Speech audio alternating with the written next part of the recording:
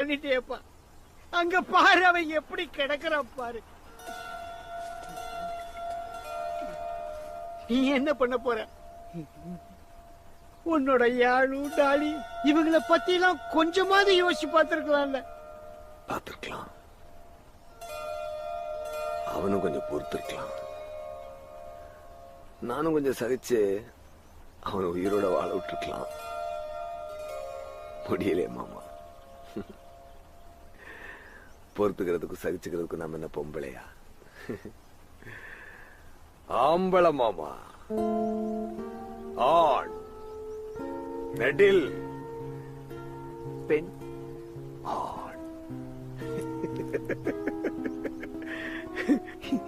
எவ்வளவு கேவலமான பிறவிங்க இல்ல நம்ம. ஐயோ.